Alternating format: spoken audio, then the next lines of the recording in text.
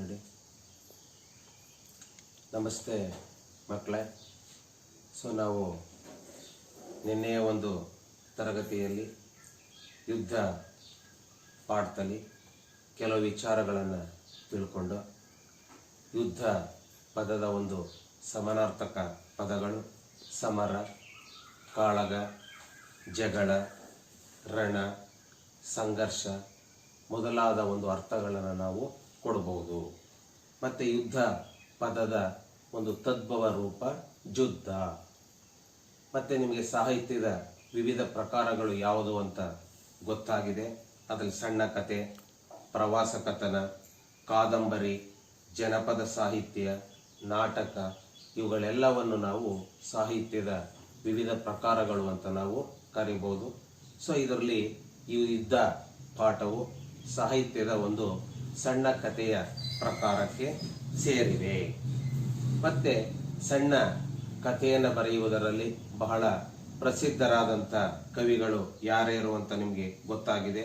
Masti Venkatesh Iyengar, Sara Abubakkar, doctor U.R.. Ananthamurthy, P. Lankesh, ಚದುರಂಗ, ಅನುಪಮ ನಿರಂಜನ ಮೊದಲಾದಂಥ ಅನೇಕ ಕವಿಗಳನ್ನು ನಾವು ಸಣ್ಣ ಕಥೆಗಳನ್ನು ಬರೆಯುವುದರಲ್ಲಿ ಬಹಳ ಪ್ರಸಿದ್ಧರಾದಂಥ ಕವಿಗಳು ಅಂತ ನಾವು ಕರೀಬಹುದು. ಮತ್ತೆ ಏಳು ಬೀಳು, ಬದುಕು ಬವಣೆ, ನೋವು ನಲಿವು, ಕ್ರೌರ್ಯ ಶಾಂತಿ ಈ ಒಂದು ಪದಗಳನ್ನು ನಾವು ಜೋಡಿ ಪದಗಳು ಅಂತ ನಾವು ಕರೀಬಹುದು. ಮತ್ತೆ ಈ ಪಾಠದಲ್ಲಿ ಒಂದು ಮುಖ್ಯವಾದಂಥ ವಿಚಾರ ಯುದ್ಧ ನಡೆದು ಬಂದಂಥ ಒಂದು ದಾರಿ, ಇತಿಹಾಸದಲ್ಲಿ ಯಾವ ಯುದ್ಧಗಳು ಆಗಿವೆ ಅನ್ನೋದ್ರ ಬಗ್ಗೆ ನಿಮಗೆಲ್ಲ ಗೊತ್ತಾಗಿದೆ. ಸಾಮ್ರಾಜ್ಯ ವಿಸ್ತರಣೆ, ಲೋಭ, ಶಕ್ತಿಯ ಪ್ರದರ್ಶನ, ಕೌಟುಂಬಿಕ ಕಲಹಗಳು, ದ್ವೇಷ ಸಾಧನೆ ಇವುಗಳನ್ನು ನಾವು ಯುದ್ಧಕ್ಕೆ ಕಾರಣಗಳಾಗಿ ಕೊಡಬಹುದು. ಈ ಒಂದು ಪಾಠದಲ್ಲಿರುವಂಥ ಒಂದು ಮುಖ್ಯ ವಿಚಾರ ನೆನ್ನೆ ಹೇಳಿದೆ ಮಕ್ಕಳೇ, ಮಾನವೀಯ ಮೌಲ್ಯಗಳು, ಹ್ಯೂಮನ್ ವ್ಯಾಲ್ಯೂಸ್. ಕಷ್ಟ ಕಾಲದಲ್ಲಿ, ಯುದ್ಧದ ಸಂದರ್ಭದಲ್ಲಿ ಆ ದೇಶದವನು, ಈ ದೇಶದವರು, ಆ ಧರ್ಮದವರು, ಈ ಧರ್ಮದವರು ಅನ್ನೋ ಒಂದು ಭೇದ ಭಾವವನ್ನು ತೋರದೆ ಕಷ್ಟಕ್ಕೆ ಸಿಲುಕಿದವರಿಗೆ, ಕಷ್ಟ ಬಂದವರಿಗೆ ಸಹಾಯವನ್ನು ಮಾಡುವಂಥದ್ದೇ ಮಾನವ ಧರ್ಮ, ಹ್ಯೂಮನ್ ವ್ಯಾಲ್ಯೂಸ್ ಅನ್ನೋ ವಿಚಾರವನ್ನು ನಾವು ಮುಖ್ಯವಾಗಿ ಈ ಪಾಠದಲ್ಲಿ ನಾವು ಕಾಣಬಹುದು. ಅಷ್ಟನ್ನು ನೆನ್ನೆ ನೀವು ತಿಳ್ಕೊಂಡಿದ್ರಿ ಮಕ್ಕಳೇ. ಇವತ್ತು ಈ ಒಂದು ಪಾಠದಲ್ಲಿ ಬರುವಂತ ಮುಖ್ಯವಾದಂಥ ವ್ಯಕ್ತಿಗಳು ಯಾರು ಅಂದ್ರೆ ರಾಹಿಲ್ ಅನ್ನೋನು ಬರ್ತಾನೆ. ರಾಹಿಲ್ ಅನ್ನೋನು ಒಬ್ಬ ಸೈನಿಕನಾಗಿರ್ತಾನೆ ಮತ್ತು ಡಾಕ್ಟರ್, ವೈದ್ಯನಾಗಿರ್ತಾನೆ. ಮತ್ತೆ ಇನ್ನೊಂದು ಸಾಮಾನ್ಯ ಕುಟುಂಬ, ಅದರಲ್ಲಿ ಮುದುಕಿ ಮತ್ತು ಆಕೆಯ ಸೊಸೆ ಬರ್ತಾರೆ. ಮತ್ತೆ ಯುದ್ಧ ಅಂದಾಗ ಸೈನಿಕರು ಬರ್ತಾರೆ. ಆ ಮುದುಕಿಯ ಗಂಡನ ವಿಚಾರ ಮತ್ತು ಮಗನ ಒಂದು ವಿಚಾರಗಳು ಈ ಪಠದಲ್ಲಿ ಬರುವಂತ ಮುಖ್ಯ ಪಾತ್ರಧಾರಿಗಳು. ಇಲ್ಲಿ ಡಾಕ್ಟರ್ ಆದಂತ ರಾಹಿಲ್ ಮತ್ತೆ ಸೈನಿಕನಾಗಿರ್ತಾನೆ. ಅವನು ಪ್ರಯಾಣ ಮಾಡುವಂತ ಒಂದು ವಿಮಾನ ಅಪಘಾತಕ್ಕೆ ಒಳಗಾಗುತ್ತೆ. ಆಗ ಅಪಘಾತಕ್ಕೆ ಒಳಗಾಗಿ ಅವನು ಬೇರೆ ದೇಶಕ್ಕೆ ಬಂದಾಗ ಅಪಘಾತಕ್ಕೊಳಗಾಗಿ ಆ ವಿಮಾನ ಸಮುದ್ರದ ಒಳಗಡೆಗೆ ಬಿದ್ದೋಗುತ್ತೆ. ಅದರಲ್ಲಿ ಈಜಾಡಿ ಮೇಲೆ ದಡ ಸೇರಿದಾಗ ಯಾವುದೋ ಒಂದು ಅನ್ಯ ದೇಶಕ್ಕೆ ಬಂದು ಅಲ್ಲಿ ನೋಡಿ ಬೇರೆ ಕುಟುಂಬಕ್ಕೆ ಹೋಗ್ತಾನೆ, ಮುದುಕಿಯ ಕುಟುಂಬಕ್ಕೆ.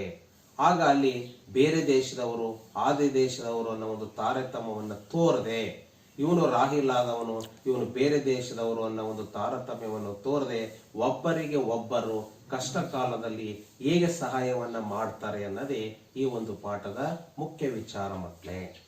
ಅದನ್ನು ನಾವು ಇವತ್ತು ನೋಡೋಣ.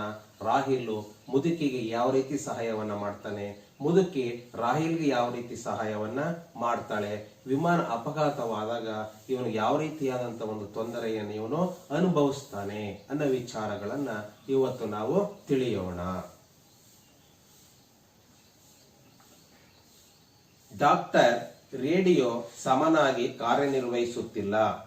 ಗ್ರೌಂಡಿನೊಡನೆ ಸಂಪರ್ಕ ಬೆಳೆಸಲು ಸಾಧ್ಯವಾಗುತ್ತಿಲ್ಲ. ಎಲ್ಲಾದರೂ ಹೇಗಾದರೂ ಇಳಿಯೋಣವೆಂದರೆ ಈ ಕತ್ತಲೆಯಲ್ಲಿ ಏನೂ ಕಾಣಿಸ್ತಾ ಇಲ್ಲವಲ್ಲ. ವಿಮಾನದ ಪೈಲಟ್ ನುಡಿದನು. ಈ ಒಂದು 2 ಲೈನು, ಎರಡನೇ ಮೇನು ಫಸ್ಟ್ ಕ್ವಶನ್ಗೆ ಆನ್ಸರ್ ಆಗುತ್ತೆ. ವಿಮಾನದ ಪೈಲಟ್ ಡಾಕ್ಟರ್ಗೆ ಏನು ಹೇಳಿದನು ಅಂತ ಒಂದು ಕ್ವಶನ್ ಇದೆ. ಆ ಕ್ವಶನ್ಗೆ ನೀವು ಇಷ್ಟ ಆನ್ಸರ್ ಅನ್ನ ಬರೀಬೇಕು ಮಕ್ಕಳೇ. ಈಗ ಫಸ್ಟ್ ಹೊರಡೆ ಡಾಕ್ಟರ್ ಅಂತ ಬತ್ತು. ಏನಂತ? ಡಾಕ್ಟರ್. ಡಾಕ್ಟರ್ ಅಂದ್ರೆ ಏನು? ಇಂಗ್ಲಿಷ್ ಅಲ್ಲಿ ಡಾಕ್ಟರ್ ಅಂತ ಕರಿತೀವಿ, ಕನ್ನಡದಲ್ಲಿ ವೈದ್ಯರು ಅಂತ ಕರಿತೀವಿ. ಸೊ ವೈದ್ಯ ಅಥವಾ ಡಾಕ್ಟರ್ ಅನ್ನೋದು ಎಂಥ ಪದ? ನಾಮಪದನೋ ಅಥವಾ ರೂಢನಾಮನೋ, ಅಂಕಿತ ನಾಮನೋ, ಅನ್ವರ್ಥ ನಾಮನೋ? ಇದರಲ್ಲಿ ವೈದ್ಯ, ಡಾಕ್ಟರ್. ಯಾವುದು? ಅನ್ವರ್ತನಾಮ. ವೆರಿ ಗುಡ್, ಅನ್ವರ್ತನಾಮ. ಸೊ ಅನ್ವರ್ತನಾಮ ಅಂದ್ರೆ ಏನು? ಅರ್ಥಕ್ಕೆ ಅನುಗುಣವಾಗಿ ಬಂದ ಹೆಸರುಗಳನ್ನು ನಾವು ಕರೆಯುವುದಕ್ಕೆ ಅನ್ವರ್ತನಾಮ. ಆ ವ್ಯಕ್ತಿಯನ್ನ ನೋಡಿದ ತಕ್ಷಣ ಹೇಳುವಂತಹದ್ದು. ಕುರುಡ, ಕುಂಟ, ಟೀಚರ್, ಲಾಯರ್, ಪೂಜಾರಿ, ವಿಜ್ಞಾನಿ, ವಿದ್ವಾಂಸ, ವಿದ್ಯಾರ್ಥಿ. ಸೊ ಈ ಎಲ್ಲಾ ಪದಗಳನ್ನು ನಾವು ಅನ್ವರ್ತನಾಮ ಅಂತ ಕರಿತೀವಿ. ರೂಢನಾಮ, ಅಂಕಿತನಾಮ, ಅನ್ವರ್ತನಾಮ. ರೂಢನಾಮ ಅಂದ್ರೆ ಏನು? ರೂಢಿಯಿಂದ ಬಂದಂತ ಹೆಸರುಗಳನ್ನು ಕರೆಯುವುದಕ್ಕೆ ರೂಢನಾಮ. ಬೆಟ್ಟ, ಗುಡ್ಡ, ನದಿ, ಪರ್ವತ, ದೇಶ, ಗಂಡಸು, ಹೆಂಗಸು, ಈ ಎಲ್ಲಾ ಪದಗಳನ್ನು ನಾವು ಏನಂತ ಕರಿತೀವಿ? ರೂಢನಾಮ ಅಂತ ಕರಿತೀವಿ. ಅಂಕಿತನಾಮ. ಅಂಕಿತನಾಮ ಅಂದ್ರೆ ಏನು? ವ್ಯವಹಾರಕ್ಕೆ ಬಳಸಲು ಇಟ್ಟುಕೊಂಡಿರುವಂತ ಹೆಸರುಗಳಿಗೆ ಅಂಕಿತನಾಮ ಅಂತ ಕರಿತೀವಿ. ಇದರಲ್ಲಿ all person name, all city name, all country name, ಎಲ್ಲಾ ಹೆಸರುಗಳು ಬರ್ತವೆ. ಯಾವುದರಲ್ಲಿ? ಅಂಕಿತ ನಾಮದಲ್ಲಿ. ಸೊ ಇಲ್ಲಿ ವೈದ್ಯ ಅಥವಾ ಡಾಕ್ಟರ್ ಅನ್ನೋದು ಅನ್ವರ್ಥ ನಾಮಕ್ಕೆ ಸೇರಿದೆ. ಸೊ ವಿಮಾನದ ಪೈಲಟ್ ಡಾಕ್ಟರ್ಗೆ ಏನ್ ಹೇಳ್ತಾ ಇದ್ದಾನೆ? ರಾಹಿಲ್ ಅನ್ನೋನು ಒಬ್ಬ ಸೈನಿಕನಾಗಿರ್ತಾನೆ ಮತ್ತು ಡಾಕ್ಟರ್ ಆಗಿರ್ತಾನೆ. ಆ ಒಂದು ವಿಚಾರ ನಿಮ್ಗೆ ಗೊತ್ತಿರಬೇಕು. ರಾಹಿಲ್ ಯಾರು ಅಂತ ಕೇಳ್ತಾರೆ. ರಾಹಿಲ್ ಒಬ್ಬ ಸೈನಿಕ ಹಾಗೂ ವೈದ್ಯ. ಯುದ್ಧ ಕಾಲದಲ್ಲಿ ತೊಂದರೆಗೀಡಾದವರಿಗೆ ತುರ್ತು ಚಿಕಿತ್ಸೆಯನ್ನ ನೀಡುವವನು. ಅವನಿಷ್ಟ. ಡಾಕ್ಟರ್ ರೇಡಿಯೋ ಸಮನಾಗಿ ಕಾರ್ಯನಿರ್ವಹಿಸುತ್ತಿಲ್ಲ. ವಿಮಾನದ ಪೈಲಟ್ ಹೇಳ್ತಾ ಇದ್ದೇನೆ, ವಿಮಾನದಲ್ಲಿ ಡಾಕ್ಟರ್ ಆದಂತ ರಾಹಿಲ್ ಮತ್ತು ಯಾರು ಪೈಲಟ್ ಇಬ್ರು ಇದ್ದಾರೆ. ಆಗ ಪೈಲಟ್ ಯಾರಿಗೆ ಹೇಳ್ತಾ ಇದ್ದಾರೆ? ಡಾಕ್ಟರ್ಗೆ ಹೇಳ್ತಾ ಇದ್ದೇನೆ, ರೇಡಿಯೋ ಸರಿಯಾಗಿ ಕಾರ್ಯನಿರ್ವಹಿಸುತ್ತಿಲ್ಲ. ವಿಮಾನದಲ್ಲಿ ಅಳವಡಿಸಿರುವಂತ ಒಂದು ಉಪಕರಣ ರೇಡಿಯೋ, ಅದು ಸರಿಯಾಗಿ ಕಾರ್ಯನಿರ್ವಹಿಸುತ್ತಿಲ್ಲ ಅಂತ ಹೇಳ್ತಾ ಇದ್ದಾನೆ. ಕಾರ್ಯ ತದ್ಭವ ರೂಪ ಕಜ್ಜ. ಕಾರ್ಯ ತದ್ಭವ ರೂಪ ಕಜ್ಜ. ಕಾವ್ಯ ಕಾವ್ಯ ಕಬ್ಬ. ಕಾರ್ಯ ಕಜ್ಜ. ಕವಿ ಕಬ್ಬಿಗ. ನೋಡ್ರಿ ಎಷ್ಟು ಡಿಫ್ರೆಂಟ್ ಬರುತ್ತೆ, ಅದನ್ನ ಸರಿಯಾಗಿ ತಿಳ್ಕೋಬೇಕು. ಕಾರ್ಯ ಕಜ್ಜ, ಕವಿ ಕಬ್ಬಿಗ, ಕಾವ್ಯ ಕಬ್ಬ. ಇಲ್ಲಿ ಕಾರ್ಯ ಕಜ್ಜ. ಆ ರೇಡಿಯೋ ಸಮನಾಗಿ ಕಾರ್ಯನಿರ್ವಹಿಸುತ್ತಿರಲಿಲ್ಲ. ಗ್ರೌಂಡಿನೊಡನೆ ಸಂಪರ್ಕ ಬೆಳೆಸಲು ಸಾಧ್ಯವಾಗುತ್ತಿಲ್ಲ. ಗ್ರೌಂಡ್ ಅಂದ್ರೆ ಏನು? ಇಲ್ಲಿ ಭೂಮಿ. ಆ ಭೂಮಿಗೆ ನಾವು ಸಂಪರ್ಕವನ್ನು ಬೆಳೆಸೋಣ. ವಿಮಾನ ಮೇಲೆ ಹಾರಾಡ್ತಾ ಇದೆ, ಕೆಳಗಡೆಗೆ ಇಳಿಯೋಣ ಅಂದ್ರೆ ಸರಿಯಾಗಿ ರೇಡಿಯೋ ಕೆಲಸವನ್ನ ಮಾಡ್ತಾ ಇಲ್ಲ. ಎಲ್ಲಾದರೂ ಹೇಗಾದರೂ ಇಳಿಯೋಣವೆಂದರೆ, ಎಲ್ಲಾದರೂ ಹೇಗಾದರೂ ಮಾಡಿ ಇಳಿಯೋಣವೆಂದರೆ ಈ ಕತ್ತಲೆಯಲ್ಲಿ ಏನೂ ಕಾಣಿಸ್ತಾ ಇಲ್ವಲ್ಲ. ಕತ್ಲೆ ಟೈಮ್ ಆಗ ಏನು ಕಾಣಿಸ್ತಾ ಇಲ್ವಲ್ಲ, ಏನ್ ಮಾಡೋಣ ಅಂತ ಯಾರೋ ವಿಮಾನದ ಪೈಲಟ್ ಡಾಕ್ಟರ್ ಆದಂತ ರಾಹಿಲ್ಗೆ ಹೇಳ್ತಾನೆ. ಸೊ ಎರಡು ಲೈನ್ ಅನ್ನ ನೀವು ಸರಿಯಾಗಿ ತಿಳ್ಕೋಬೇಕು. ವಿಮಾನದ ಪೈಲಟ್ ಡಾಕ್ಟರ್ಗೆ ಏನು ಹೇಳಿದನು ಅಂತ. ಡಾಕ್ಟರ್ ರೇಡಿಯೋ ಸಮನಾಗಿ ಕಾರ್ಯನಿರ್ವಹಿಸುತ್ತಿಲ್ಲ, ಗ್ರೌಂಡಿನೊಡನೆ ಸಂಪರ್ಕವನ್ನು ಬೆಳೆಸಲು ಸಾಧ್ಯವಾಗ್ತಾ ಇಲ್ಲ, ಎಲ್ಲಾದರೂ ಹೇಗಾದರೂ ಇಳಿಯೋಣವೆಂದರೆ ಏನು ಈ ಕತ್ತಲೆಯಲ್ಲಿ ಏನು ಕಾಣಿಸ್ತಾ ಇಲ್ವಲ್ಲ ಎಂದು ವಿಮಾನದ ಪೈಲಟ್ ಡಾಕ್ಟರ್ಗೆ ಹೇಳಿದನು. ಅಷ್ಟು ವಿಚಾರ ನಿಮಗೆ ಗೊತ್ತಾಗಬೇಕು. ಇಲ್ಲಿ ಕಾಣಿಸ್ತಾ ಅಂತ ಇದೆ ಅಂದ್ರೆ ಏನು? ಗ್ರಾಂಥಿಕ ರೂಪ ಕಾಣಿಸುತ್ತಾ. ಇಲ್ವಲ್ಲ ಅಂದ್ರೆ ಕಾಣಿಸ್ತಾ ಇಲ್ವಲ್ಲ. ಕಾಣಿಸ್ತಾ ಅಂದ್ರೆ ಕಾಣಿಸುತ್ತಾ. ಅದು ಇದು ನಮ್ಮ ಪ್ರದೇಶವೋ ವೈರಿಗಳ ಪ್ರದೇಶವೋ ಎಂದು ಕೂಡ ಗೊತ್ತಾಗ್ತಾ ಇಲ್ಲ ಅಂತ ಯಾರು ಹೇಳ್ತಾ ಇರೋದು? ಪೈಲಟ್ ಹೇಳ್ತಾ ಇದ್ದಾನೆ ರಾಹಿಲ್ಗೆ. ಇದು ಯಾವ ಪ್ರದೇಶ, ನಮ್ಮ ಪ್ರದೇಶನೋ ಅಥವಾ ವೈರಿಗಳ ಪ್ರದೇಶನೋ ಅಂತ ನಮಗೆ ಗೊತ್ತಾಗ್ತಾ ಇಲ್ಲ. ಯಾಕೆ ಅಂದ್ರೆ ಕತ್ಲೆ, ಮಳೆ ಬೇರೆ ಸುರಿತಾ ಇದೆ. ಅದು ಮುಂದೆ ಬರುತ್ತೆ. ಮಳೆ ಸುರಿತಾ ಇದೆ, ಕತ್ಲೆ ಬೇರೆ, ಯುದ್ಧ ಮತ್ತೆ ಏನು ಕಾಣಿಸ್ತಾ ಇಲ್ಲ. ಯುದ್ಧದ ಸಂದರ್ಭದಲ್ಲಿ ಏನೋ ಲೈಟ್ ಗಳನ್ನು ಆಫ್ ಮಾಡ್ಬಿಟ್ಟಿರ್ತಾರೆ, ಕಾಣಿಸ್ತಾ ಇಲ್ಲ ಅವನಿಗೆ. ಗೊತ್ತಾಗ್ತಾ ಇಲ್ಲ. ಹೇಗಾದರೂ ನೆಲ ಮುಟ್ಟಿದರೆ ಸಾಕಾಗಿತ್ತು, ಹೇಗಾದ್ರೂ ಮಾಡಿ ನಾವು ಈ ಒಂದು ನೆಲವನ್ನ ಮುಟ್ಟಿದ್ರೆ ಭೂಮಿಗೆ ವಿಮಾನವನ್ನ ಇಳಿಸಿದ್ರೆ ಸಾಕಾಗ್ತಾ ಇತ್ತು ಎನ್ನುತ್ತಾ ರಾಹಿಲ್ ತನ್ನ ಕೈಯಲ್ಲಿದ್ದ ಔಷಧ ಮತ್ತು ತುರ್ತು ಪರಿಸ್ಥಿತಿಗೆ ಬೇಕಾದ ಶಸ್ತ್ರಚಿಕಿತ್ಸಾ ಸಾಮಾನುಗಳ ಪೆಟ್ಟಿಗೆಯನ್ನು ಭದ್ರವಾಗಿ ಇನ್ನಷ್ಟು ಭದ್ರವಾಗಿ ಹಿಡಿದುಕೊಂಡಿದ್ದನು. ಸೊ ಹಾಗಂದ ತಕ್ಷಣ ರಾಹಿಲ್ ಏನ್ ಮಾಡ್ತಾನೆ, ತನ್ನ ಕೈಯಲ್ಲಿದ್ದಂತ ತುರ್ತು ಪರಿಸ್ಥಿತಿಗೆ ಬೇಕಾದಂತಹ ಔಷಧಿಗಳ ಪೆಟ್ಟಿಗೆಯನ್ನ ಭದ್ರವಾಗಿ ಇಟ್ಕೊಳ್ತಾನೆ. ಅಷ್ಟರಲ್ಲಿ ವಿಮಾನ ಭಯಂಕರ ಶಬ್ದದೊಡನೆ ಸ್ಫೋಟಿಸಿ 100 ಹೋಳುಗಳಾಗಿ ಚೆದುರಿ ಬಿತ್ತು. ಹಾಗೆ ಹೇಳದೆ ತಡ, ಈ ರಾಹಿಲ್ ಇದ್ದಂತ ವಿಮಾನ ಮತ್ತು ಬೇರೆ ದೇಶದ ವಿಮಾನ ಎರಡು ಸಹ ಆಕ್ಸಿಡೆಂಟ್ ಆಗಿ ಅಪಘಾತವಾಗಿ ನುಚ್ಚು ನೂರಾಗಿ 100 ಹೋಳುಗಳಾಗಿ ಸಮುದ್ರದ ಒಳಗಡೆಗೆ ಬೀಳ್ತದೆ. ಶಬ್ದ ಅಂತ ಬತ್ತು ಮಕ್ಕಳ, ಇಲ್ಲಿ ಶಬ್ದ ತದ್ಭವ ರೂಪ ಶಬುದ, ಶಬ್ದ ತದ್ಭವ ರೂಪ ಶಬುದ. ಮತ್ತೆ 100 ಅನ್ನೋ ಪದ ಬಂತು. ಬಿಡಿಸಿ ಇದನ್ನ, 100 + 6 100. ಯಾವ ಸಂಧಿ ಆಗುತ್ತೆ? 100 ಊಕಾರ ಇಲ್ಲಿ ಬಿಟ್ಟೋಗುತ್ತೆ, ಶೋಕ್ಷರ ಬಿಟ್ಟೋದ್ರೆ ಯಾವ ಸಂಧಿ ಆಗುತ್ತೆ? ಇಲ್ಲಿ ಲೋಪ ಸಂಧಿ. 100 + 6 100, ಇದು ಲೋಪ ಸಂಧಿ ಆಗುತ್ತೆ ಮಕ್ಕಳ. ಇದು ಏನು, ಇಲ್ಲಿ ತುರ್ತು ಪರಿಸ್ಥಿತಿ. ರಾಹಿಲ್ ಏನನ್ನು ಭದ್ರವಾಗಿ ಹಿಡಿದುಕೊಂಡಿದ್ದನೋ ಅಂತ ಕ್ವಶನ್ ಬರುತ್ತೆ. ರಾಹಿಲ್ ಏನನ್ನು ಭದ್ರವಾಗಿ ಹಿಡಿದುಕೊಂಡಿದ್ದನೋ, ಏನು ಭದ್ರವಾಗಿ ಹಿಡಿದುಕೊಂಡಿದ್ದನೋ ಅಷ್ಟನ್ನ ನೀವು ತಿಳ್ಕೋಬೇಕು. ಭದ್ರವಾಗಿ ಏನನ್ನು ಹಿಡಿದುಕೊಂಡಿದ್ದನೋ ಅಂತ 1 ಮಾರ್ಕ್ಸ್ ಇದೆ. ರಾಹಿಲ್ ತುರ್ತು ಪರಿಸ್ಥಿತಿಗೆ ಬೇಕಾದಂತಹ ಶಸ್ತ್ರ ಚಿಕಿತ್ಸಾ ಸಾಮಾನುಗಳ ಪೆಟ್ಟಿಗೆಯನ್ನು ಭದ್ರವಾಗಿ ಹಿಡಿದುಕೊಂಡಿದ್ದನೋ. 1 ಮಾರ್ಕ್ಸ್ ಕೇಳ್ತಾರೆ.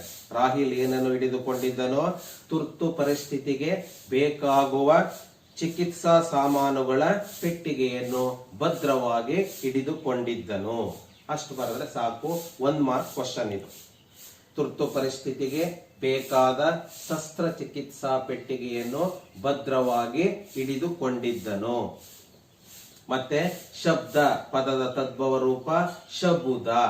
100 + 6 100 ಲೋಪ ಸಂಧಿ. ಅಷ್ಟನ್ನ ತಿಳ್ಕೋಬೇಕು ಈ ಪ್ಯಾರದಲ್ಲಿ. ಮತ್ತೆ ನಿಮ್ಗೆ ವೈರಿ ಅನ್ನೋದು ಬರ್ತು. ಅದರ ವಿರುದ್ಧ ಪದ ವೈರಿ, ಸ್ನೇಹಿತ. ಅದರ ಸಮಾನಾರ್ಥಕ ಪದ ಶತ್ರು. ವೈರಿ, ಶತ್ರು. ಈಗ ವಿಮಾನ ಅಪಘಾತಕ್ಕೆ ಒಳಗಾಗಿ ಸಮುದ್ರಕ್ಕೆ ಬಿದ್ದಿದೆ. ನೀರಿನಾಳದಲ್ಲಿ ಎಚ್ಚರಗೊಂಡ ಡಾಕ್ಟರ್ ರಾಹಿಲು ಕಷ್ಟಪಟ್ಟು ಮೇಲೆ ಬಂದನು. ನೀರಿನ ಸಮುದ್ರದ ಒಳಗಡೆಗೆ ವಿಮಾನ ಅಪಘಾತವಾಗಿ ಕೆಳಗಡೆಗೆ ಬಿದ್ದು ಹೋಗಿದೆ. ಅಲ್ಲಿ ಈಜಾಡಿ ಹೇಗೋ ಮೇಲಕ್ಕೆ ಬರ್ತಾನೆ. ಅವನು ಯಾವ ರೀತಿ ಎಷ್ಟು ಕಷ್ಟಪಡ್ತಾನೆ ಅನ್ನೋದು ಮುಂದೆ ಬರುತ್ತೆ.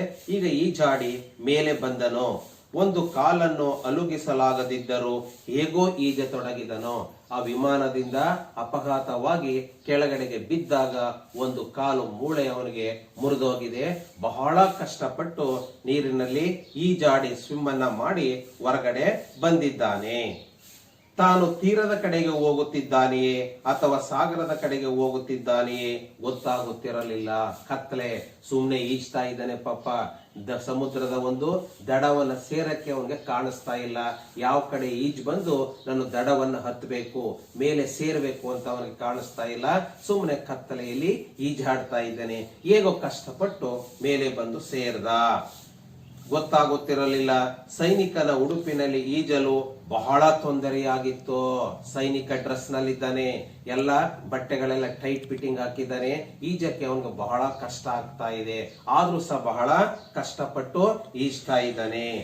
ಬಹಳ ಹೊತ್ತು ಈಜಿ ಕೈ ಸೋತು ಇನ್ನೇನು ಮುಳುಗುವುದೇ ಎಂದು ಹತಾಶೆಯಿಂದ ಅವನಿಗೆ ಈಜಿ ಅವನ ಶಕ್ತಿ ಎಲ್ಲ ಹೊರಟೋಗಿದೆ.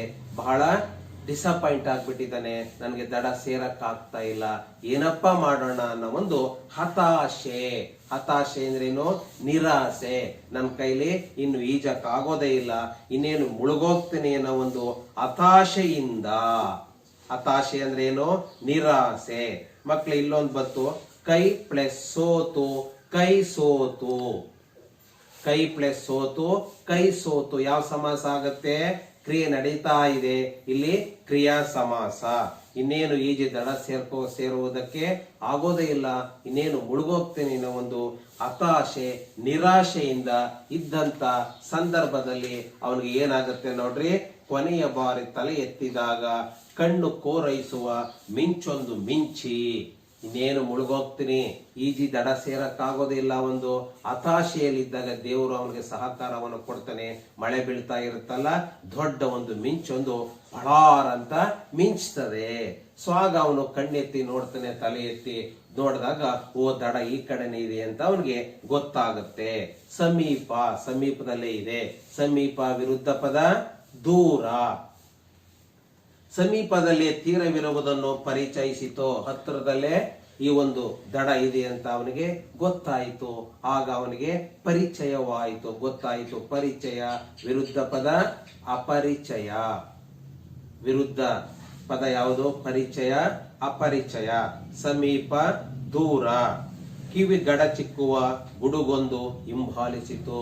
ಮಿಂಚಾದ್ಮೇಲೆ ಮಳೆ ಸುರಿಯುವಾಗ ಗುಡುಗೊಂದು ಜೋರಾಗಿ ಶಬ್ದವಾಗುತ್ತೆ. ಕಿವಿಗಡ ಚಿಕ್ಕುವ ಅಂದ್ರೆ ಏನು?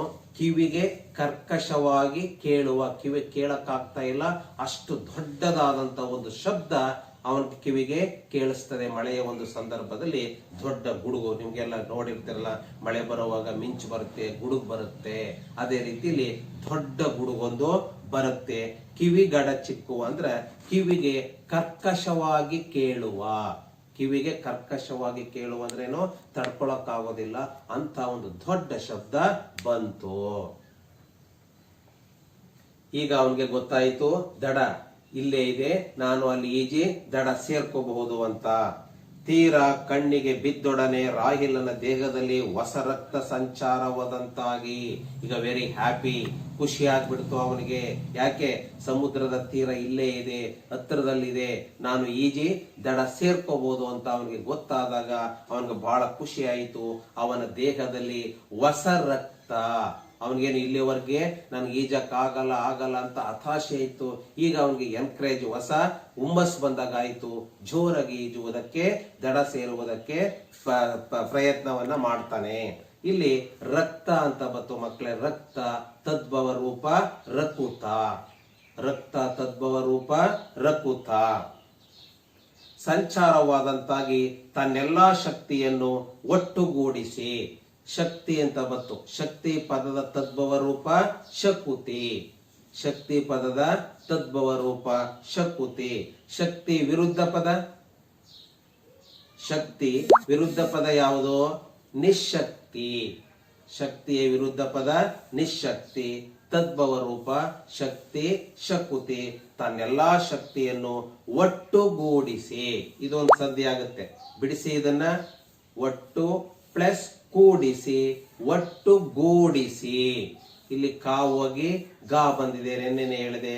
ಕಾವು ಹೋಗಿ ಗಾ ಬಂದ್ರೆ ಯಾವ ಸಂಧಿ ಆಗತ್ತೆ? ಒಟ್ಟು ಪ್ಲಸ್ ಕೂಡಿಸಿ, ಒಟ್ಟುಗೂಡಿಸಿ ಆದೇಶ ಸಂಧಿ. ತನ್ನೆಲ್ಲಾ ಶಕ್ತಿಯನ್ನು ಒಟ್ಟುಗೂಡಿಸಿ ಬಲವಾಗಿ ಎರಡು ಕೈಗಳಿಂದಲೂ ನೀರನ್ನು ಹಿಂದಕ್ಕೆ ತಳ್ಳುತ್ತಾ ದಡ ಸೇರಿ ದೀರ್ಘವಾದ ನಿಟ್ಟುಸಿರು ಬಿಟ್ಟನು. ಹೇಗೋ ಕಷ್ಟಪಟ್ಟು ಈಜಿ ತನ್ನೆಲ್ಲಾ ಶಕ್ತಿಯನ್ನು ಒಟ್ಟುಗೂಡಿಸಿ ಆ ಸಮುದ್ರದ ತೀರಕ್ಕೆ ಬಂದು, ಅಬ್ಬಾ ಹೆಂಗೋ ದಡ ಸೇರಿದ್ನಲ್ಲ, ಬದಿ ಕಣ್ಣಲ್ಲಪ್ಪ ಅಂತ ನಿಟ್ಟುಸಿರು ಅಂದ್ರೆ ಏನು? ಉಫ್ ಅಂತ ತನ್ನೆಲ್ಲ ದೊಡ್ಡ ಉಸಿರನ್ನ ಬಿಡ್ತಾನೆ. ನಿಡಿದಾದ ಪ್ಲಸ್ ಉಸಿರು, ನಿಟ್ಟುಸಿರು. ಯಾವ ಸಮಾಸ ಆಗುತ್ತೆ ಇದು? ನಿಟ್ಟುಸಿರು. ನಿಡಿದಾದ ಪ್ಲಸ್ ಉಸಿರು, ನಿಟ್ಟುಸಿರು. ಯಾವ ಸಮಾಸ ಆಗುತ್ತೆ? ಕರ್ಮಧಾರಯ ಸಮಾಸ. ದಡ ಸೇರಿತು, ಆದರೆ ಈ ನೆಲ ಯಾರಿಗೆ ಸೇರಿದ್ದು? ತನ್ನನ್ನು ಹಿಡಿದು ಕೊಲ್ಲುವವರಿಗೋ ಅಥವಾ ತನ್ನನ್ನು ಬದುಕಿಸಿ ರಕ್ಷಣೆ ನೀಡುವವರಿಗೋ ಅಂತ ಹೇಳ್ತಾನೆ. ನೋಡಿ ಮಕ್ಕಳೇ, ಹೇಗೋ ದಡವನ್ನ ಈಜಿ ದಡವನ್ನ ಸೇರದೆ, ಆದ್ರೆ ಈ ಒಂದು ಭೂಮಿ ನಮ್ಮ ದೇಶದ್ದು ಅಥವಾ ವೈರಿಗಳ ದೇಶದ್ದು ನಮಗೆ ಗೊತ್ತಾಗ್ತಾ ಇಲ್ಲ. ನನಗೆ ಯಾರು ರಕ್ಷಣೆಯನ್ನು ಕೊಡ್ತಾರೋ ಅಥವಾ ಯಾರು ಹಿಡಿದು ನನ್ನನ್ನು ಕೊಲ್ತಾರೋ ನನಗೆ ಗೊತ್ತಾಗ್ತಾ ಇಲ್ಲ. ಈ ಭೂಮಿ ಯಾವ ದೇಶಕ್ಕೆ ಸೇರದ್ದು ಅಂತ ಅವನು ತನ್ನ ಮನಸ್ಸಿನಲ್ಲಿ ಹೇಳ್ಕೊಳ್ತಾ ಇದ್ದಾನೆ. ಯಾಕೆಂದ್ರೆ ಕತ್ತಲೆ, ಮಳೆ ಸುರಿತಾ ಇದೆ, ಅವನಿಗೆ ಗೊತ್ತಾಗ್ತಾ ಇಲ್ಲ ಈ ಪ್ರದೇಶ ಯಾರಿಗೆ ಸೇರದ್ದು ಅಂತ. ಆತನು ಎದ್ದು ನಿಲ್ಲಲು ಪ್ರಯತ್ನಿಸಿದನು. ಈಜಿ ದಡ ಸೇರಾಗಿದೆ, ಏನ್ ಮಾಡ್ಬೇಕು, ಬೇರೆ ಕಡೆಗೆ ಹೋಗೋಣ ಅಂತ ಮೇಲೆ ನಿಂತುಕೊಳ್ಳಕ್ಕೆ ಪ್ರಯತ್ನವನ್ನ ಪಡ್ತಾನೆ, ಆಗೋದಿಲ್ಲ. ಉಹುಂ, ಒಂದು ಕಾಲು ಅಸಾಧ್ಯವಾದ ನೋವಿನಿಂದ ತತ್ತರಿಸಿತು. ಒಂದು ಕಾಲು ತುಂಬಾ ನೋವಾಗಿದೆ, ನಿಂತ್ಕೊಳ್ಳಕ್ಕಾಗ್ಲಿಲ್ಲ, ಮತ್ತೆ ಬಿದ್ದು ಹೋಗ್ಬಿಟ್ಟ. ಆತನು ಅಲ್ಲೇ ಕುಸಿದು ಕುಳಿತನು.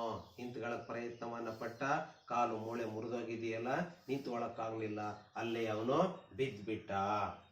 ಈವರೆಗೆ ಈಜಿದ್ದೇ ಅದ್ಭುತವೆನಿಸಿತು. ನೋಡಿ, ಅಷ್ಟು ಕಾಲು ಮುರಿದೋಗಿದ್ರು ಸಹ, ಮೂಳೆ ಮುರಿದೋಗಿದ್ರು ಸಹ ಬಹಳ ಕಷ್ಟಪಟ್ಟು ಅಷ್ಟು ಈಜಿ ಅವನು ದಡ ಸೇರಿದ್ದೇ ಒಂದು ಅದ್ಭುತವೆನಿಸಿತು. ಅದ್ಭುತ ಅದೇನೋ ಸಾಹಸವೆನಿಸಿತು. ಅದ್ಭುತ ಸಾಹಸವೆನಿಸಿತು. ಅದ್ಭುತ ಅಂದ್ರೆ ಏನು ಅರ್ಥ? ಅದೇ ಒಂದು ದೊಡ್ಡ ಸಾಹಸ. ಕಾಲು ಮೂಳೆ ಮುರಿದೋಗಿದ್ರು ಬಹಳ ಕಷ್ಟಪಟ್ಟು ದಡವನ್ನ ಸೇರಿದ್ನಲ್ಲ, ಅದೇ ಒಂದು ಅದ್ಭುತ ಅನ್ನಿಸ್ತು ಅವನಿಗೆ. ಅದ್ಭುತ ತದ್ಭವ ರೂಪ ಅದು ಭೂತ. ಅದ್ಭುತ ತದ್ಭವ ರೂಪ ಅದು ಭೂತ. ಒತ್ತಕ್ಷರ ಕೊಟ್ರೆ ಬೇರೆ ಆಗತ್ತೆ, ಅದು ಭೂತ ಅಂತ ಆಗ್ಬಿಡತ್ತೆ. ಅದಲ್ಲ, ಅದ್ಭುತ ಅದು ಭೂತ, ಅದು ಭೂತ, ನೋ ಒತ್ತಕ್ಷರ. ಮುಂದೇನು? ಈಜಿ ದಡ ಸೇರಾಯ್ತು, ಈಗ ಏನ್ ಮಾಡ್ಬೇಕು ಅಂತ ಮುಂದೇನು ಅಂತ ಯೋಚನೆ ಮಾಡ್ತಾನೆ. ಮಿಂಚಿ ಮತ್ತೊಂದು ಮಿಂಚಿತೋ. ಆ ರೀತಿ ಅವನು ಯೋಚನೆಯನ್ನ ಮಾಡ್ತಾ ಇರುವಂತ ಸಂದರ್ಭದಲ್ಲಿ ಮುಂದೇನಪ್ಪ ನನ್ನ ಗತಿ ಅಂತ ಯೋಚನೆ ಮಾಡುವಾಗ್ಲೇ ಮತ್ತೊಂದ್ ಸಾರಿ ಮಿಂಚು ಬರುತ್ತೆ. ಆ ದೇಹ ಬೆಳಕಿನಲ್ಲಿ ಕಣ್ಣಿಗೆ ಬಿತ್ತು ಸಾಮಾನ್ಯದೊಂದು ಒಂಟಿ ಮನೆ. ಕತ್ತಲೆಯಲ್ಲಿ ಏನ್ ಮಾಡಪ್ಪ, ಎಲ್ಲೋಗಣಪ್ಪ ಅಂತ ಯೋಚನೆ ಮಾಡ್ತಾ ಇರುವಂತ ಒಂದು ಸಂದರ್ಭದಲ್ಲಿ ಮತ್ತೊಂದ್ ಸಾರಿ ಮಿಂಚು ಭಳಾರ್ ಅಂತ ಮಿಂಚಿತು. ಆಗ ತಲೆ ಎತ್ತಿ ನೋಡ್ತಾನೆ, ಆ ಕಡೆ ಒಂದು ಒಂಟಿ ಮನೆ, ಸಿಂಗಲ್ ಹೌಸ್ ಕಾಣಿಸ್ತದೆ ಅವನಿಗೆ. ಒಂಟಿ ಮನೆ ಕಾಣಿಸ್ತದೆ. ಕಣ್ಣು ಅಂತ ಬತ್ತು. ಕಣ್ಣು ಸಮಾನಾರ್ಥಕ ಪದ ಏನು ಮಕ್ಕಳೇ? ಕಣ್ಣು, ನಯನ, ನೇತ್ರ. ಇದಕ್ಕೆ ನಾವು ಅರ್ಥಗಳನ್ನು ಕೊಡಬಹುದು. ಸಾಮಾನ್ಯ ವಿರುದ್ಧ ಪದ ಅಸಾಮಾನ್ಯ. ಸಾಮಾನ್ಯ ಅಸಾಮಾನ್ಯ. ಧಾರಾಕಾರವಾಗಿ ಸುರಿಯುತ್ತಿರುವ ಈ ಮಳೆಯಿಂದ ಮೊದಲು ರಕ್ಷಣೆ ಪಡೆಯಬೇಕು. ಮುರಿದು ಹೋದ ಕಾಲಿನ ಆರೈಕೆಯಾಗಬೇಕು.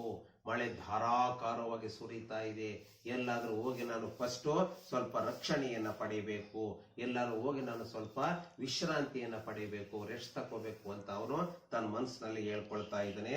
ಧಾರಾಕಾರವಾಗಿ ಮಳೆ ಸುರಿತಾ ಇದೆ.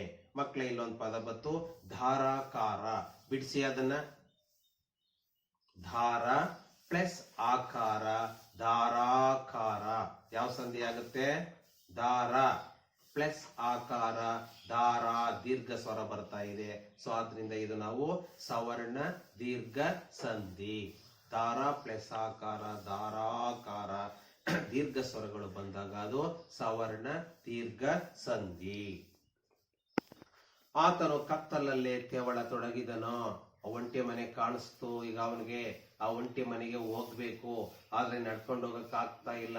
ಏನ್ ಮಾಡ್ತಾ ಇದ್ರೆ ತವಳ್ಕೊಂಡು ಕುಪ್ಪುರ್ಸ್ಕೊಂಡು ಹೋಗ್ತಾ ಇದ್ದಾನೆ ಕತ್ತಲೆಯಲ್ಲಿ. ಒಂದಷ್ಟು ದೂರ ಚಲಿಸಿದ್ದನೋ ಇಲ್ಲವೋ ಮಹಿಳೆಯೊಬ್ಬಳ ಅರ್ಥನಾದ ಆ ಮಳೆಯ ಶಬ್ದವನ್ನು ಭೇದಿಸಿ ಏನ್ ಮಾಡ್ತಾ ಇದ್ದಾನೆ? ಕತ್ತಲೆಯಲ್ಲಿ ನಡ್ಕೊಂಡು ಹೋಗಕ್ಕಾಗ್ತಾ ಇಲ್ಲ. ತೆವಳ್ಕೊಂಡು ಹೋಗ್ತಾ ಇರ್ಬೇಕಾದ್ರೆ ಕತ್ತಲೆಯಲ್ಲಿ ತೆವಳ್ಕೊಂಡು ಹೋಗ್ತಾ ಇದ್ದಾನೆ. ಮಳೆ ಬೇರೆಯಲ್ಲಿ ಸುರಿತಾ ಇದೆ. ಆ ಮಳೆಯ ಒಂದು ಶಬ್ದದಲ್ಲಿ ಆ ಒಂದು ಒಂಟಿ ಮನೆಯಲ್ಲಿ ಮಹಿಳೆಯೊಬ್ಬಳ ಅರ್ಥನಾದ, ಮಹಿಳೆ ಅಂದ್ರೆ ಹೆಂಗಸು, ಅರ್ಥನಾದ ಅಂದ್ರೆ ಕಷ್ಟಕ್ಕೆ ಸಿಕ್ಕಿದವರ ಕೂಗು. ಅರ್ಥನಾದ ಅಂದ್ರೆ ಏನು ಮಕ್ಕಳೇ? ಕಷ್ಟಕ್ಕೆ ಸಿಕ್ಕಿದವರ ಕೂಗು. ಯಾರಾದ್ರೂ ಕಷ್ಟಕ್ಕೆ ಸಿಕ್ಕಾಕೊಂಡಾಗ ಯಾವ ರೀತಿ ನರಳ್ತಾರೆ, ಯಾವ ರೀತಿ ದುಃಖ ಪಡ್ತಾರೆ, ಆ ಒಂದು ಶಬ್ದ ಇವನ ಕಿವಿಗೆ ಬೀಳ್ತಾ ಇದೆ. ಮಹಿಳೆಯೊಬ್ಬಳ ಅರ್ಥನಾದ ಆ ಮಳೆಯ ಶಬ್ದವನ್ನು ಭೇದಿಸಿ ಆತನ ಕಿವಿಯೊಳಗೆ ನುಗ್ಗಿತು. ಮಳೆ ಬೀಳ್ತಾ ಇದೆ ಅಂತ ಸಂದರ್ಭದಲ್ಲೂ ಸಹ ಆ ಮಹಿಳೆ ನರಳ್ತಾ ಇರುವಂತ ಒಂದು ಶಬ್ದ ಅವನ ಕಿವಿಗೆ ಬೀಳ್ತಾ ಇದೆ. ಕಿವಿಯೊಳಗೆ ಬೀಳಿತೋ ಆತನು ಬೆಚ್ಚಿದನು. ಏನಪ್ಪ ಇಂಥ ಶಬ್ದ ಬರ್ತಾ ಇದೆಯಲ್ಲ, ಇಷ್ಟು ಕತ್ಲಾಗಿದೆ ಮತ್ತು ಮಳೆ ಸುರಿತಾ ಇದೆಯಲ್ಲ, ಈ ಮನೆಯಲ್ಲಿ ಇಂಥ ಒಂದು ಶಬ್ದ ಬರ್ತಾ ಇದೆಯಲ್ಲ ಅಂತ ಅವನಿಗೆ ಭಯ ಆಗೋಯ್ತು. ಬೆಚ್ಚಿದನು. ಆ ಮಹಿಳೆ ಯಾವ ಅಪಾಯದಲ್ಲಿ ಸಿಲುಕಿದ್ದಾಳೆ, ಆ ಮಹಿಳೆ ಯಾವ ತೊಂದರೆಗೆ ಅವಳು ಸಿಲುಕಿದ್ದಾಳೆ, ಆ ಮನೆಯೊಳಗೆ ಏನು ಸಂಭವಿಸುತ್ತಿದೆ, ಆ ಮಹಿಳೆಗೆ ಏನ್ ತೊಂದರೆ ಆಗಿದೆ, ಯಾವ ಕಷ್ಟಕ್ಕೆ ಅವಳು ಸಿಲುಕಿಕೊಂಡಿದ್ದಾಳೆ, ಏನ್ ನಡೀತಾ ಇದೆ ಇಲ್ಲಿ, ಈಗ ತಾನೀಗ ಕದವನ್ನು ತಟ್ಟಿದರೆ ಪರಿಣಾಮವೇನಾಗಬಹುದು.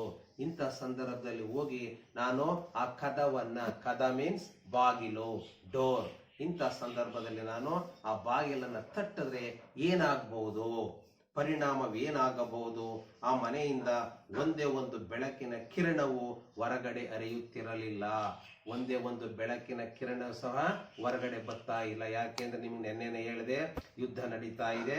ಯುದ್ಧದ ಸಂದರ್ಭದಲ್ಲಿ ಬ್ಲಾಕ್ಔಟ್ ನಿಯಮವನ್ನ ಅನುಸರಿಸಲಾಗುತ್ತದೆ. ಎಲ್ಲರೂ ಸಹ ಕತ್ತಲೆಯಲ್ಲೇ ಬದುಕಬೇಕಾಗುತ್ತೆ. ಯಾರು ಲೈಟ್ಗಳನ್ನ ಬೆಳಕನ್ನ ಉರಿಸಂಗಿಲ್ಲ. ಮನೆಯ ಈ ಒಂದು ಮುದುಕಿಯ ಮನೆಯಲ್ಲೂ ಸಹ ಬೆಳಕು ಹೊರಗಡೆ ಬರ್ತಾ ಇಲ್ಲ. ಮನೆಯಿಂದ ಬೆಳಕಿನ ಒಂದು ಕಿರಣವು ಹೊರಗಡೆ ಹರಿಯುತ್ತಿರಲಿಲ್ಲ. ಗಡಿ ಪ್ರದೇಶದಲ್ಲಿ ವಿಮಾನ ದಾಳಿಯಿಂದ ರಕ್ಷಿಸಿಕೊಳ್ಳಲು ಬ್ಲಾಕ್ಔಟ್ ನಿಯಮವನ್ನು ಪಾಲಿಸಲಾಗುತ್ತದೆ. ನೋಡಿ ಮಕ್ಕಳು, ಈಗ ಬಂತು ಬ್ಲಾಕ್ಔಟ್ ನಿಯಮ. ಬ್ಲಾಕ್ಔಟ್ ನಿಯಮ ಅಂದ್ರೆ ಏನು ಅಂದ್ರೆ, ಗಡಿ ಪ್ರದೇಶದಲ್ಲಿ ವಿಮಾನ ದಾಳಿಯಿಂದ ರಕ್ಷಿಸಿಕೊಳ್ಳಲು ಕತ್ತಲೆಯಲ್ಲಿ ವಾಸ ಮಾಡುವುದಕ್ಕೆ ಬ್ಲಾಕ್ಔಟ್ ನಿಯಮ ಅಂತ ನಾವು ಕರಿತೀವಿ. ಅದನ್ನ ಕೇಳ್ತಾರೆ. ಬ್ಲಾಕ್ಔಟ್ ನಿಯಮ ಅಂದ್ರೆ ಏನು ಅಂದ್ರೆ, ವಿಮಾನ ದಾಳಿಯಿಂದ ಗಡಿ ಪ್ರದೇಶದಲ್ಲಿ ರಕ್ಷಿಸಿಕೊಳ್ಳಲು ಕತ್ತಲೆಯಲ್ಲಿ ವಾಸ ಮಾಡುವಂತಹದ್ದಕ್ಕೆ ಬ್ಲಾಕ್ಔಟ್ ನಿಯಮ ಅಂತ ನಾವು ಕರಿತೀವಿ. ಇಂಥ ಸಮಯದಲ್ಲಿ ಮನೆಯೊಳಗೆ ಯಾವ ರೀತಿಯ ಕ್ರೌರ್ಯ ನಡೆಯುತ್ತಿದೆ. ಇಂಥ ಒಂದು ಸಂದರ್ಭದಲ್ಲಿ ಆ ಮಹಿಳೆ ದುಃಖವನ್ನ ಪಡ್ತಾ ಇದ್ದಾಳೆ. ಮಹಿಳೆಯ ಅರ್ಥನಾದ ಕೇಳಿ ಬರ್ತಾ ಇದೆ, ನಾನು ಬಾಗಿಲನ್ನ ತಟ್ಟಿದ್ರೆ ಏನಾಗ್ಬೋದು, ಏನ್ ಕ್ರೌರ್ಯ ನಡೀತಾ ಇದೆ ಅಲ್ಲಿ, ಏನ್ ಹಿಂಸೆ ನಡೀತಾ ಇದೆ ಅಂತ ಇವನ ಮನಸ್ಸಿನಲ್ಲಿ ಅನ್ಕೊಳ್ತಾನೆ.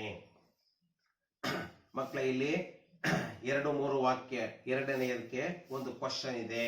ಮಹಿಳೆಯೊಬ್ಬಳ ಅರ್ಥನಾದವನ್ನ ಕೇಳಿ ರಾಹಿಲನ ಮನಸ್ಸಿನಲ್ಲಿ ಉಂಟಾದ ಭಾವನೆ ಏನು ಅಂತ. ಏನೋ, ಮಹಿಳೆಯೊಬ್ಬಳ ಅರ್ಥನಾದ ಆ ಮಳೆಯ ಶಬ್ದವನ್ನು ಭೇದಿಸಿ ಆತನ ಕಿವಿಯೊಳಗೆ ಬೀಳಿತು. ಆಗ ಆತನು ಬೆಚ್ಚಿದನು. ಆ ಮಹಿಳೆ ಯಾವ ಅಪಾಯದಲ್ಲಿ ಸಿಲುಕಿದ್ದಾಳೆ, ಆ ಮನೆಯೊಳಗೆ ಏನು ಸಂಭವಿಸುತ್ತಿದೆ, ತಾನೀಗ ಕದವನ್ನು ತಟ್ಟಿದರೆ ಪರಿಣಾಮವೇನಾಗಬಹುದು ಎಂದು ಅವನು ಆಲೋಚಿಸಿದನು. ಅಷ್ಟನ್ನ ಬರೆಯಬೇಕು ಅದಕ್ಕೆ.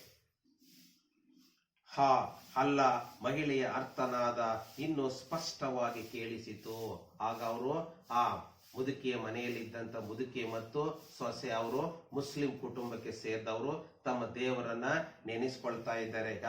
ಅಲ್ಲ, ಮಹಿಳೆಯ ಅರ್ಥನಾದ ಇನ್ನೂ ಸ್ಪಷ್ಟವಾಗಿ ಕೇಳಿಸ್ತು. ಅರೆ ಅಲ್ಲ, ನನ್ನ ಕಷ್ಟವನ್ನ ಪರಿಹಾರ ಮಾಡಪ್ಪ ಅಂದ್ಬಿಟ್ಟು ಆ ದೇವರನ್ನ ಅವಳು ಬೇಡ್ಕೊಳ್ತಾ ಇದ್ದಾಳೆ. ಇನ್ನಷ್ಟು ಸ್ಪಷ್ಟವಾಗಿ ಆ ಮಹಿಳೆಯ ಅರ್ಥನಾದ ಅವಳ ದುಃಖ ಇನ್ನು ಸ್ಪಷ್ಟವಾಗಿ ಕೇಳಿಸ್ತು. ಮಕ್ಕಳೇ, ಸ್ಪಷ್ಟ ವಿರುದ್ಧ ಪದ ಅಸ್ಪಷ್ಟ. ಸ್ಪಷ್ಟ ವಿರುದ್ಧ ಪದ ಏನು? ಅಸ್ಪಷ್ಟ. ಈಗ ಮಾತ್ರ ರಾಹಿಲನ ಮುಖದಲ್ಲಿ ಭಯದ ನೆರಳು ಮರೆಯಾಗಿ ಕೊಂಚ ನೆಮ್ಮದಿ ಕಾಣಿಸಿಕೊಂಡಿತು. ಈಗ ಇಲ್ಲಿವರೆಗೆ ಆತನಲ್ಲಿ ಭಯ ಇತ್ತು. ಏನಪ್ಪ, ಮನೆ ಸಿಕ್ಲಿಲ್ವಲ್ಲ, ನನಗೆ ವಿಶ್ರಾಂತಿ ಸಿಕ್ಲಿಲ್ವಲ್ಲ, ಏನ್ ಮಾಡಕ್ಕಾಗೋಣ ಅನ್ನೋ ಒಂದು ಭಯ ಅವನಲ್ಲಿತ್ತು. ಈಗ ಕೊಂಚ ಅವನ ಮನಸ್ಸಿನಲ್ಲಿ ನೆಮ್ಮದಿ ಕಾಣಿಸಿತು. ಆತನು ಬೇಗನೆ ಆ ಮನೆಯತ್ತ ತೆವಳತೊಡಗಿದನು. ಬೇಗ ಎಂಥ ಪದ ಇದು ಮಕ್ಕಳೇ? ಬೇಗ ದ್ವಿರುಕ್ತಿ. ಬೇಗ ಮತ್ತೆ ಬನ್ನಿ ಓದಿ. ಸೊ ಈ ರೀತಿ ಒಂದೇ ಪದ ಎರಡೆರಡು ಸಾರಿ ರಿಪೀಟ್ ಆದ್ರೆ ಅದಕ್ಕೆ ನಾವು ಏನಂತ ಕರಿತೀವಿ? ದ್ವಿರುಕ್ತಿ ಅಂತ ಕರಿತೀವಿ. ಸೊ ಬೇಗ ಇಂಥ ಪದಗಳು ಕೇಳಿದ್ರೆ ನಿಮ್ಗೆ ಬಹಳ ಸುಲಭವಾಗುತ್ತೆ. ಆದ್ರೆ ಬೇರೆ ಪದಗಳನ್ನ ಕೇಳ್ತಾರೆ. ಈಗಾಗಲೇ ನಿಮ್ಗೆ ಗೊತ್ತಿದೆ, ಬಟ್ಟ ಬಯಲು ಅಂತ ಕೇಳ್ತಾರೆ. ಬಟ್ಟ ಬಯಲು ಇದು ಸದ್ವಿರುಕ್ತಿ. ಹೇಗೆ ಅದನ್ನ ನಾವು ಬಿಡಿಸ್ಕೊಳ್ಬೇಕು? ಬಯಲು ಬಟ್ಟ ಬಯಲು, ಬಯಲು ಬಟ್ಟ ಬಯಲು. ತುತ್ತ ತುದಿ ಅಂತ ಕೇಳ್ಬಿಡ್ತಾನೆ. ಸೊ ಹೇಗೆ ಅದನ್ನ? ತುದಿ ತುತ್ತ ತುದಿ, ತುತ್ತ ತುದಿ. ಸೊ ಈ ರೀತಿ ಸ್ವಲ್ಪ ಕಷ್ಟವಾದ ಪದಗಳನ್ನು ಕೇಳಿದ್ರೆ ಈ ರೀತಿ ಅವನು ಕೇಳ್ತಾನೆ. ಸೊ ಬೇಗ ಬೇಗ ಅನ್ನೋದು ಇಲ್ಲಿ ದ್ವಿರುಕ್ತಿ. ಆ ಮನೆಯತ್ತ ತೆವಳ ತೊಡಗಿದನು. ತುರ್ತು ಚಿಕಿತ್ಸೆ ಪೆಟ್ಟಿಗೆ ಆತನ ಕೈಯಲ್ಲಿ ಯಾವಾಗಲೂ ಜಾರಿ ಬಿದ್ದಿತು. ಮತ್ತೊಮ್ಮೆ ಮಿಂಚು ಮಿಂಚಿದಾಗ ಆ ತೆವಳ್ಕೊ ಬರುವಾಗ ತನ್ನ ಕೈಯಲ್ಲಿದ್ದಂತ ಶಸ್ತ್ರಚಿಕಿತ್ಸಾ ಪೆಟ್ಟಿಗೆ ಬಿದ್ದೋಗಿರುತ್ತೆ. ಅಯ್ಯೋ ಬಿದ್ದೋಯ್ತಲ್ಲಪ್ಪ ಅಂತ ಹುಡುಕ್ತಾಡ್ತಾ ಇರ್ತಾನೆ. ಮತ್ತೊಂದ್ಸಾರಿ ಮಿಂಚು ಬೀಳ್ತದೆ. ಆಗ ಅವನು ಆ ಪೆಟ್ಟಿಗೆಯನ್ನು ತಕೊಂಡು ತಾನು ಮನೆಯ ತೀರ ಸಮೀಪ ಬಂದಿರುವುದು ಆತನಿಗರಿವಾಯಿತು. ಹೇಗೋ ತೆವಳ್ಕೊಂಡು ಕಷ್ಟಪಟ್ಟು ಆ ಮನೆ ಹತ್ತಿರಕ್ಕೆ ಬಂದಿದ್ದಾನೆ, ಸಮೀಪಕ್ಕೆ ಬಂದಿದ್ದಾನೆ. ಸಮೀಪಗಾಗ್ಲೇ ಹೇಳಿದ್ದೀನಿ, ಸಮೀಪ ವಿರುದ್ಧ ಪದ ದೂರ. ಸಮೀಪ ಅಂದ್ರೆ ಹತ್ರ, ಅದರ ಒಂದು ದೂರ. ಆ ಮನೆ ಹತ್ತಿರಕ್ಕೆ ಈಗ ಅವನು ಬಂದಿದ್ದಾನೆ ತೆವಳ್ಕೊಂಡು. ಒಳಗಿನಿಂದ ಮತ್ತೊಮ್ಮೆ ಸುಸ್ಪಷ್ಟವಾದ ನರಳಾಟದ ಬೆನ್ನಲ್ಲೇ ಹಿರಿಯ ಹೆಂಗಸೊಬ್ಬಳ ಸಾಂತ್ವನವು ಕೇಳಿ ಬಂತು. ಒಬ್ಬ ಮಹಿಳೆ ನರಳ್ತಾ ಇದ್ದಾಳೆ. ಏಕೆ ಅಂತ ಮುಂದೆ ಬರುತ್ತೆ. ನರಳ್ತಾ ಇದ್ದಾಳೆ. ಆ ನರಳಾಟದ ಜೊತೆಯಲ್ಲಿಯೇ ಹಿರಿಯ ಹೆಂಗಸೊಬ್ಬಳ, ಹಿರಿಯ ಹೆಂಗಸು ಅಂದ್ರೆ ಏನು, ವಯಸ್ಸಾದಂತ ಹೆಂಗಸೊಬ್ಬಳ ಸಾಂತ್ವನವು. ಸಾಂತ್ವನ ಅಂದ್ರೆ ಏನು, ಸಮಾಧಾನ. ಅವಳಿಗೆ ಆ ಒಂದು ಮುದುಕಿಯ ಸೊಸೆ ಕಷ್ಟ ಪಡ್ತಾ ಇದ್ದಾಳೆ. ಆ ಮುದುಕಿ ಸಾಂತ್ವನ ಹೇಳ್ತಾ ಇದ್ದಾಳೆ. ಸಾಂತ್ವನ ಅಂದ್ರೆ ಏನು, ಸಮಾಧಾನ.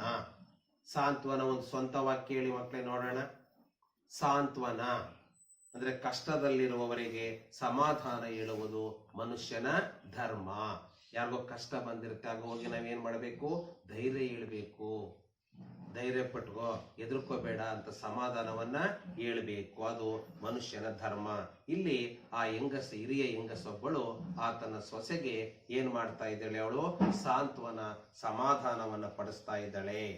ಏನು ಮಾಡಲಿ ಮಗಳೇ, ಈ ಮಳೆಯಲ್ಲಿ ಈ ಕತ್ತಲಲ್ಲಿ ನಾನು ಯಾರನ್ನು ಕರೆಯಲಿ, ಒಮ್ಮೆ ಬೆಳಗಾಗಿದ್ದರೆ ಸಾಕಾಗಿತ್ತು. ಇಂಥ ಸಂದರ್ಭದಲ್ಲಿ ಮಳೆ ಸುರಿತಾ ಇದೆ, ಕತ್ಲೆ ಬೇರೆ, ಯಾವುದೇ ರೀತಿಯಾದಂತ ವಾಹನಗಳಿಲ್ಲ, ಯುದ್ಧ ಬೇರೆ ನಡೀತಾ ಇದೆ. ಏನು ಮಾಡ್ಲಿ ನಾನು, ಸ್ವಲ್ಪ ತಡ್ಕೋ, ಸಮಾಧಾನ ಪಟ್ಟು ಅಂದ್ಬಿಟ್ಟು ಅವಳನ್ನ ಸಾಂತ್ವನವನ್ನ ಪಡಿಸ್ತಾ ಇದ್ದಾಳೆ ಹಿರಿಯ ಹೆಂಗಸು. ರಾಹಿಲ್ ತೆವಳುತ್ತಾ ಹೇಗೋ ಮೆಟ್ಟಿಲು ಹತ್ತಿ ಬಾಗಿಲು ಬಡಿದನೋ. ಬಾಗಿಲ ಹತ್ರಕ್ಕೆ ಹೋಗಿದ್ದಾನೆ. ಹೇಗೋ ಮೆಟ್ಟಲನ್ನ ಹತ್ಬಿಟ್ಟು ಕದವನ್ನ ಬಡಿತಾ ಇದ್ದಾನೆ, ಬಾಗಿಲನ್ನ ಬಡಿತಾ ಇದ್ದಾನೆ. ಬಡದ, ಅಮ್ಮ ಬಾಗಿಲು ತೆಗೆಯಿರಿ. ಯಾರಿದ್ದಾರೆ ಅಂತ ಗೊತ್ತಿಲ್ಲ ಅವನಿಗೆ. ಆ ಮಹಿಳೆಯ ಅರ್ಥನಾದ ಕೇಳ್ಬಂತಲ್ಲ, ಶಬ್ದ ಕೇಳ್ಬಂತು. ಮಹಿಳೆಯರು ಹೆಂಗಸರು ಅಂತ ಅವನಿಗೆ ಗೊತ್ತಾಗಿದೆ. ಅಮ್ಮ ಸ್ವಲ್ಪ ಬಾಗಿಲು ತೆಗೆಯಿರಿ. ಹಾ, ಯಾರಪ್ಪ ಅದು? ಅವ್ರಿಗೆ ಭಯ ಆಗೋಯ್ತು. ಈ ಅರ್ಧರಾತ್ರಿಯಲ್ಲಿ, ಈ ಕತ್ತಲೆಯಲ್ಲಿ ಯುದ್ಧ ನಡೀತಾ ಇದೆ, ಮತ್ತೆ ಮಳೆ ಸುರಿತಾ ಇದೆ. ಯಾರಪ್ಪ ಇಷ್ಟೊತ್ತಲ್ಲಿ ಬಂದವರು ಅಂತ ಅವರಿಗೆ ಭಯ ಆಯಿತು. ಈ ಮಳೆಯಲ್ಲಿ, ಈ ಕತ್ತಲ ಗುಹೆಯಲ್ಲಿ ಯಾರೋ ಎಂದು ಒಳಗಿನಿಂದ ಹೆಂಗಸೊಬ್ಬಳು ಜೋರಾಗಿ ಕೇಳಿದಳು. ಇಷ್ಟೊತ್ತಲ್ಲಿ ಬಂದಿದ್ದಾರಲ್ಲ, ನಮ್ಗೇನಾದ್ರು ತೊಂದರೆ ಕೊಡಕ್ಕ ಏನು ಅಂತ ಭಯದಿಂದ ಯಾರಪ್ಪ ನೀವು ಅಂತ ಜೋರಾಗಿ ಕೇಳ್ತಾರೆ. ಆಗ ಅವನ್ ಏನ್ ಮಾಡ್ತಾನೆ ನೋಡ್ರಿ, ದಯವಿಟ್ಟು ಬಾಗಿಲು ತೆಗೆಯಿರಿ, ನಾನು ಗಾಯಗೊಂಡಿದ್ದೇನೆ. ಇದನ್ನ ಅಂಡರ್ಲೈನ್ ಮಾಡ್ಕೊಳ್ಳಿ ಮಕ್ಕಳೇ, ಸಂದರ್ಭ ಇದೆ. ದಯವಿಟ್ಟು ಬಾಗಿಲು ತೆಗೆಯಿರಿ, ನಾನು ಗಾಯಗೊಂಡಿದ್ದೇನೆ. ಏನಂತ ಕೇಳ್ತಾನೆ ಅವನು. ಬಾಗಿಲು ತೆಗೀರಿ ಅಂತ ಜೋರಾಗಿ ಆರ್ಡರ್ ಮಾಡ್ಬೋದಾಗಿತ್ತು, ಆದ್ರೆ ಅವನು ರಿಕ್ವೆಸ್ಟ್ ಮಾಡ್ಕೊತಾ ಇದ್ದಾನೆ. ದಯವಿಟ್ಟು ಬಾಗಿಲು ತೆಗೆಯಿರಿ, ನಾನು ಗಾಯಗೊಂಡಿದ್ದೇನೆ. ಯಾರು ಈ ಮಾತನ್ನ ಹೇಳೋದು? ರಾಹಿಲು ಹೇಳುವಂತ ಒಂದು ಮಾತು. ನಾನು ಗಾಯಗೊಂಡಿದ್ದೇನೆ, ದಯವಿಟ್ಟು ಬಾಗಿಲು ತೆಗೀರಿ ಪ್ಲೀಸ್. ದಯನೀಯವಾಗಿ ಅಂಗಲಾಚಿದನು ರಾಹಿಲ್. ತುಂಬಾ ದಯವಿಟ್ಟು ಬಾಗಿಲನ್ನ ತೆಗೀರಿ ಅಂದ್ಬಿಟ್ಟು ಅವನು ಗೋಗರ್ಕೊಳ್ತಾನೆ.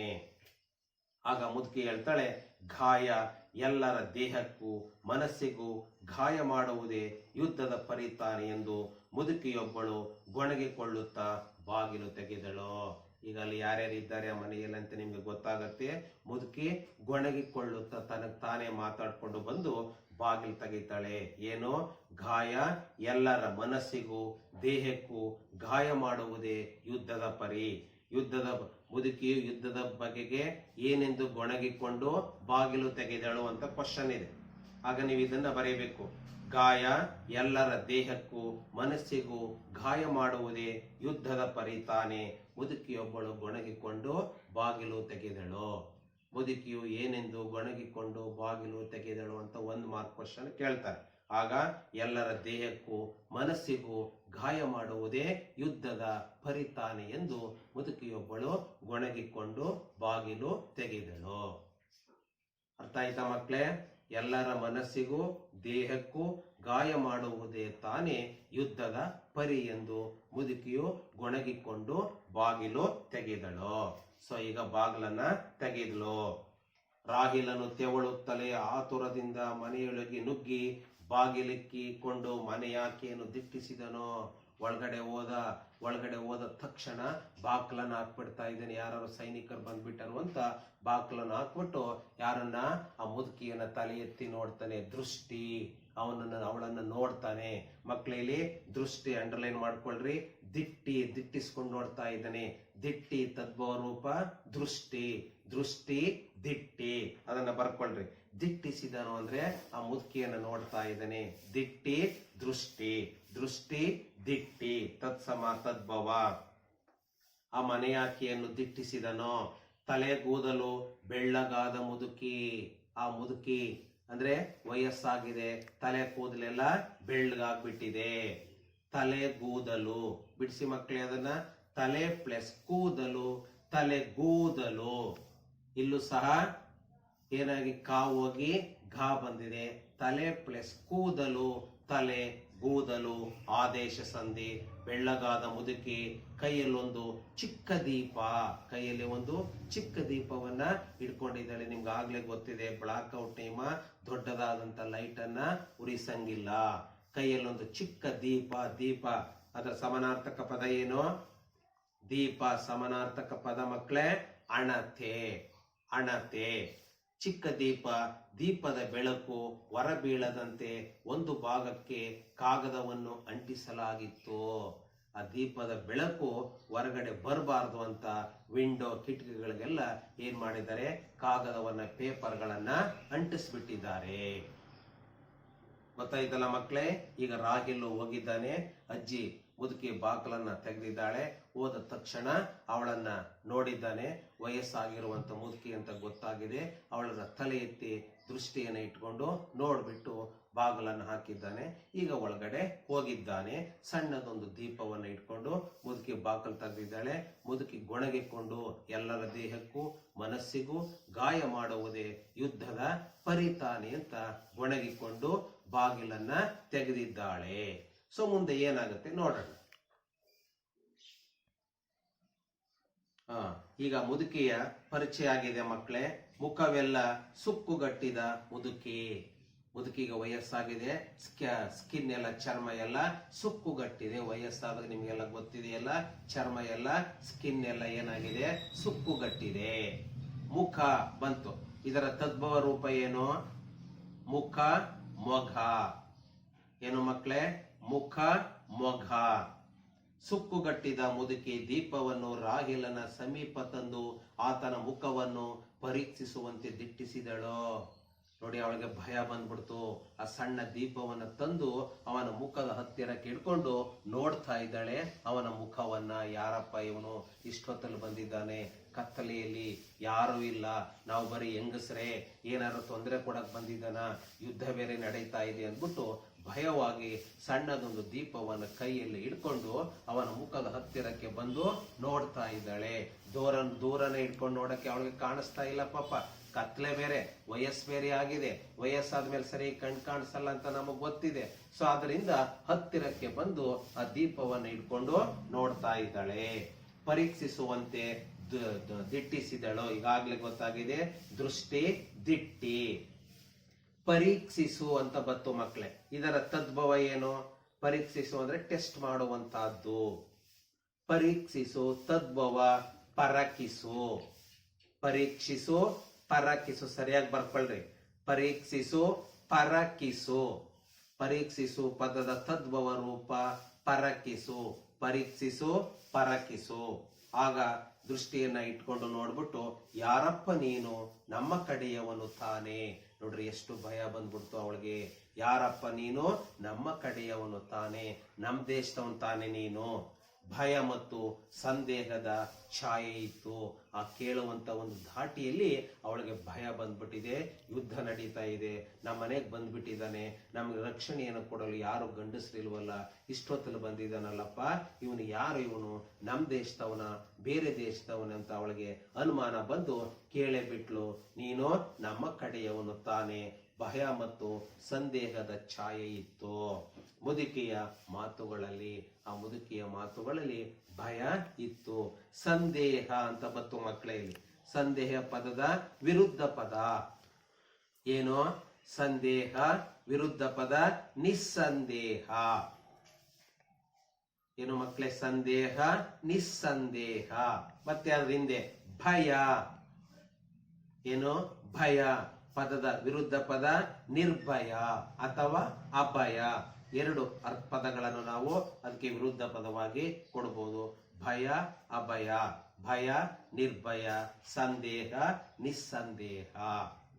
ಇವೆರಡು ಸಹ ವಿರುದ್ಧ ಪದಗಳು. ಈಗ ಆ ಮುದುಕಿಗೂ ಮತ್ತು ರಾಹಿಲನಿಗೂ ಯಾವ ರೀತಿಯಾದಂತಹ ಒಂದು ಮಾತುಕತೆಗಳು ನಡೆಯುತ್ತದೆ ಅನ್ನೋದನ್ನು ನಾವು ಮುಂದಿನ ತರಗತಿಯಲ್ಲಿ ತಿಳ್ಕೊಳ್ಳೋಣ ಮಕ್ಕಳೇ. Thank you.